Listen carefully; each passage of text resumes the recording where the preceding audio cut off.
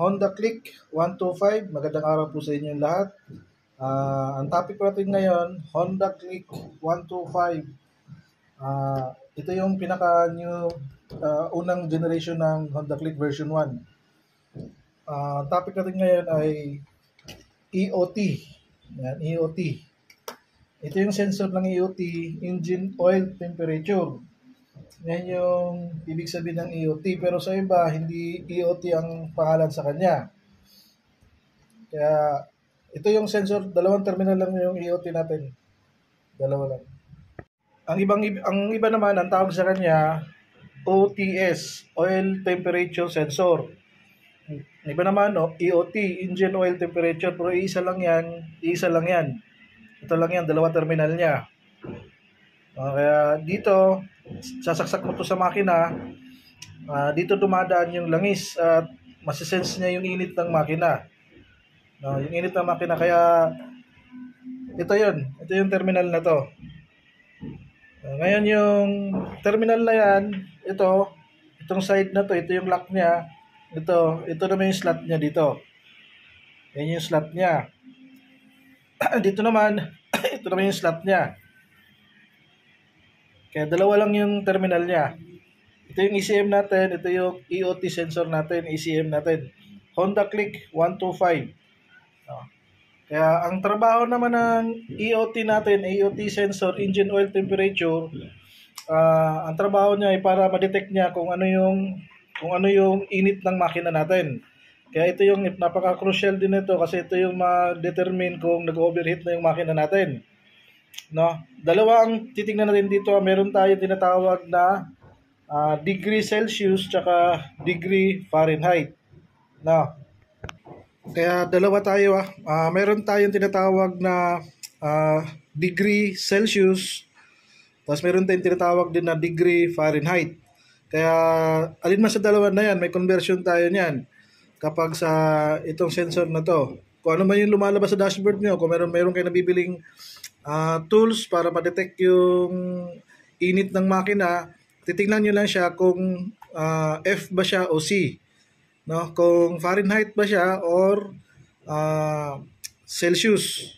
Kaya dalawa lang siya. Ang conversion naman natin ngayon, halimbawa sa mga 125 na makina, 125, iba yung minimum ng init dun sa mga big bike kasi apat, halimbawa big bike, 4 inline, 4 cylinder.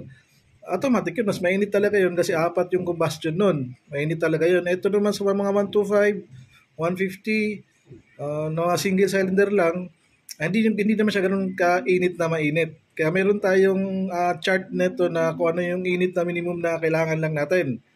Katulad halimbawa ng mga 125, Honda Click 125. 125cc lang siya, ang minimum lang niya is 356 Fahrenheit yung init. Equivalent naman niyon sa 180 Celsius.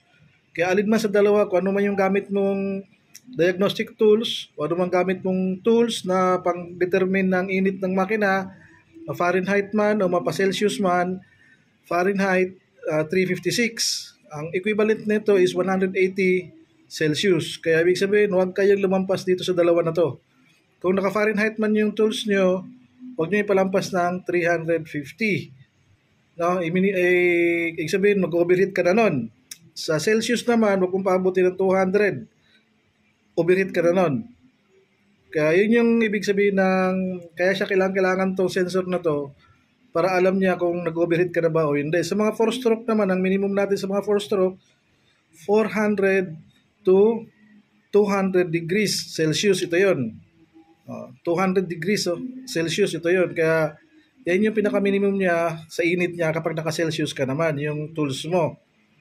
Yung built-in naman ng mga motor, hindi niya makikita kung nakailang init ka na, basta't na lang lumalabas na lang yung engine check na Fahrenheit yung nakalagay. Temperatura naman yun, kaya di mo ma-detect yun kung 356 yan. Kung maliban lang kung gagamit ka ng diagnostic tools at lalabas sa diagnostic tools yan. Pero kung limbawa na wala kang gamit na ibang tools, hindi mo makikita kung naka 356 na siya.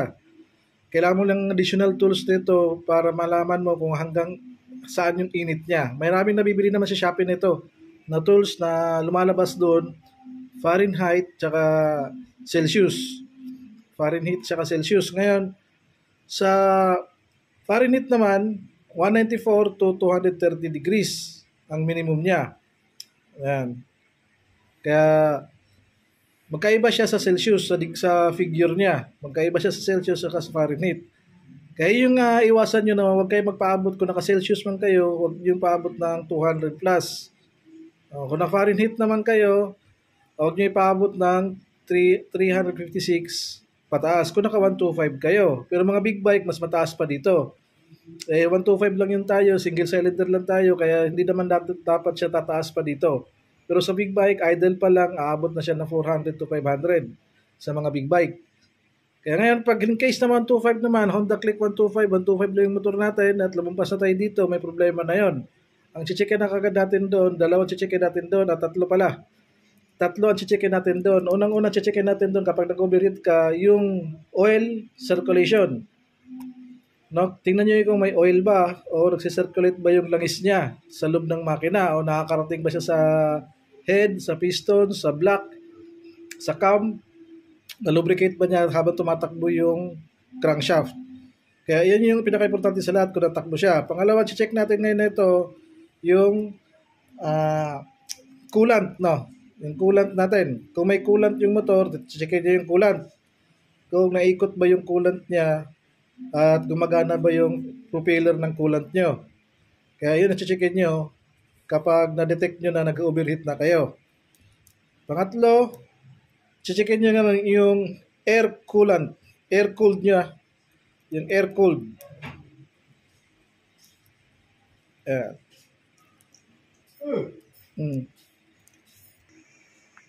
And checkin nyo rin dito yung air-cooled nya. No? Lahat ng motor may nakadesign para sa air-cooled system niya.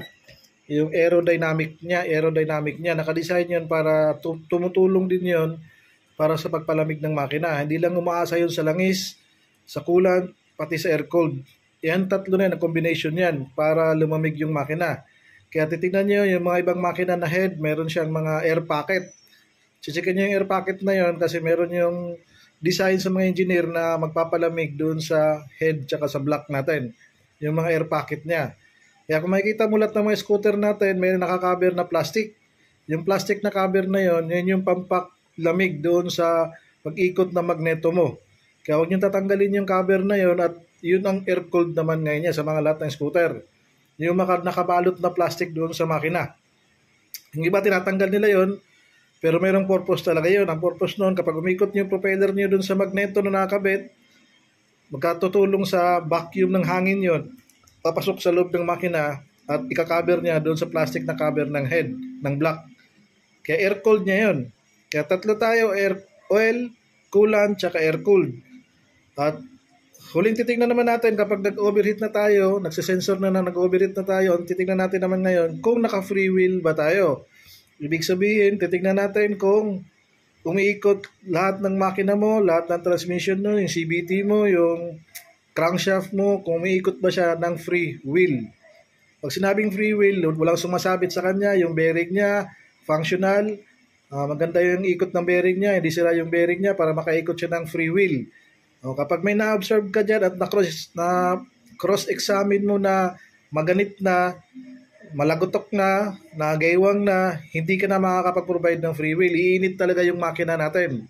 Kaya kasama yun sa i-cross-examine natin. 4 lang yung hanapin natin na kapag nag-engine check tayo at nag-overheat tayo.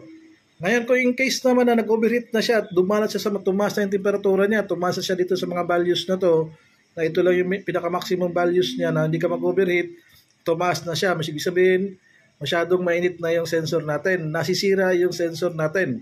Kapag nakadesign ka sa 125 lang na sensor na to at lumampas ka sa init niya nito, masisira na ngayon to.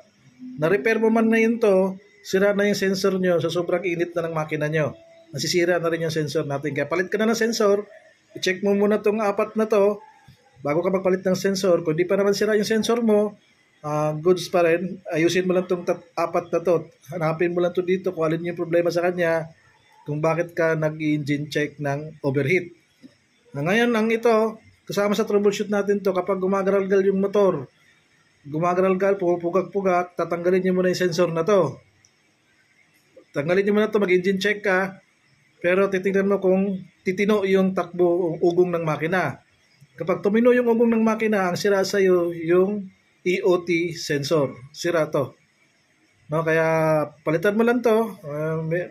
Hindi naman gaano kamahalan to para bumalik na naman yung normal na ugong ng makina nyo. Kaya kasama to sa troubleshooting natin kapag gumagaralgal ang motor, kasama to, hugutin nyo lang muna ito. Kaya ang overheat natin na, ito lang apat na titingnan natin. Oil circulation, coolant circulation, air-cooled circulation, tsaka yung pagiging free wheel ng mga lahat ng parts ng motor. CVT, crankshaft, magneto, cam, valve, lahat ng mechanical na pumapaloob sa pag-ikot ng makina. Kailangan free wheel siya lahat, wala sumasabit, hindi maganit, hindi matigas, hindi umiipit. Yun, kapag once hindi siya free wheel, 100% mag-engine check ka, iinit yung makina mo. Kasi maganit siya eh. Normal talagang mag-overheat ka. Kaya yan yung sa atin sa Wave, sa Honda Click 125.